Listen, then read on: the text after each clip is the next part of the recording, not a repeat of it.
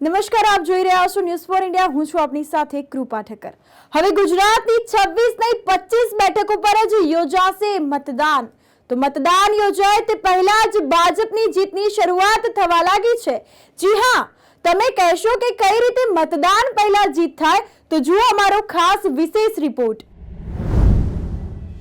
ચૂંટણી ભાજપે કહ્યું, સુરતથી થયો જીતનો શુભારંભ. ગુજરાતમાં લોકસભા ચૂંટણી માટે મતદાન થાય તે પહેલા જ સુરતની બેઠક પર ભાજપના ઉમેદવાર મુકેશ દલાલની જીત થઈ છે.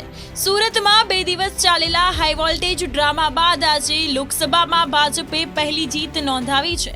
સુરતમાં કોંગ્રેસના ઉમેદવાર નિલેશ કુંભાણીને લઈને ભાજપે વાંધા અરજી દાખલ કરી હતી. ત્યારબાદ નિલેશ કુંભાણીનું ઉમેદવારી ફોર્મ સુરતમાં કોંગ્રેસના ઉમેદવાર નિલેશ કુંભાણીનું ઉમેદવારી ફોર્મ રદ થયું હતું. કોંગ્રેસના લોકસભા ઉમેદવારનું ફોર્મ રદ. સુરતમાં લોકસભા બેઠક પર કોંગ્રેસના લોકસભા ઉમેદવારનું ફોર્મ રદ થયા બાદ 9 ઉમેદવારો મેદાનમાં હતા, જેમાં અપક્ષ અને અન્ય પાર્ટીના તમામ ઉમેદવારોએ ફોર્મ પરત ખેંચી લીધા હતા.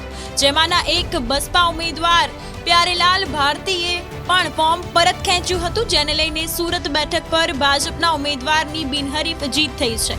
નોંધનીય છે કે ગુજરાતની 26 બેઠકમાંથી હવે 25 બેઠક પર જ ચૂંટણી યોજાશે.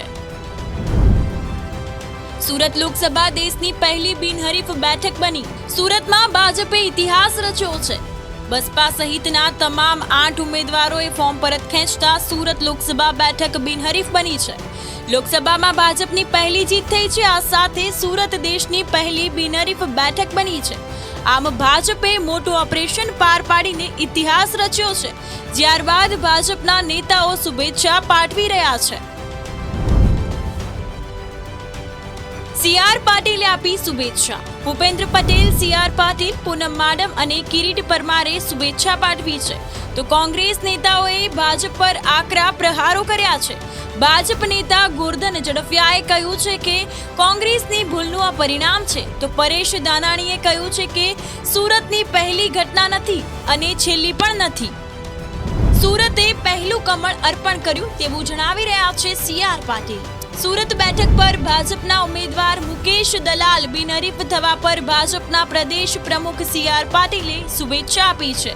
તેમણે કહ્યું છે કે વડાપ્રધાન મોદીને સુરતે પહેલું કમળ અર્પણ કર્યું. મુખ્યમંત્રી ભૂપેન્દ્ર પટેલે શુભેચ્છા પાઠવી. મુકેશ દલાલને મુખ્યમંત્રી ભૂપેન્દ્ર પટેલે પણ શુભેચ્છા પાઠવી છે. તેમણે કહ્યું કે સુરત લોકસભા બેઠકના ઉમેદવાર મુકેશ દલાલને બિનહરીફ ચૂંટાવા બદલ હાર્દિક અભિનંદન, શુભકામનાઓ. લોકસભા ચૂંટણીમાં ગુજરાત સહિત સમગ્ર ભારતમાં ભાજપના ઐતિહાસિક વિજયની આ શરૂઆત છે. તો ગુજરાતમાં તમામ 26 બેઠકો પર ભાજપના પ્રચંડ વિજય સાથે કમળ ખીલવાનો અને વડાપ્રધાન મોદીના નેતૃત્વમાં અબ કી બાર 400 પારનો સંકલ્પ સાકાર થવાનો આ સ્પષ્ટ સંકેત છે.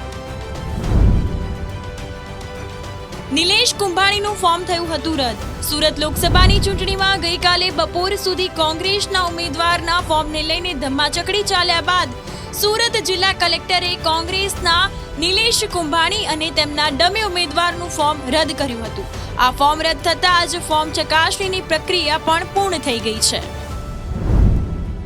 સુરતમાં કોંગ્રેસ પહેલીવાર ચૂંટણી નહીં લડી શકે. સુરત લોકસભાની ચૂંટણીના 73 વર્ષના ઇતિહાસમાં આ વર્ષે 18મી વખત યોજાનારી ચૂંટણી મતદારો, રાજકીય પક્ષો માટે હંમેશા એટલા માટે યાદ રહેશે કેમ કે 73 વર્ષમાં મુખ્ય પક્ષ કોંગ્રેસના ઉમેદવારનું ફોર્મ ચૂંટણી અધિકારીએ રદ કર્યું છે. આ દિવસ કોંગ્રેસ માટે કાળો દિવસ ગણાશે તેવો કાર્યકરોમાં ગણગણાટ થઈ રહ્યો છે. નામોસી માટે કોણ જવાબદાર? વર્ષ 1951થી ચૂંટણી યોજાઈ રહી છે અને 2019 સુધી 17 વખત ચૂંટણી યોજાઈ. તેમાં કોંગ્રેસના ઉમેદવારો ચૂંટણી લડ્યા હતા, પરંતુ 1951 પછી પ્રથમ વખત એવું બનશે કે કોંગ્રેસનો ઉમેદવાર ચૂંટણી લડી શકશે નહીં. આ નામોસી માટે કોણ જવાબદાર તે ચર્ચાનો વિષય બન્યો છે. Amin Parmar, news for India, Ahmedabad.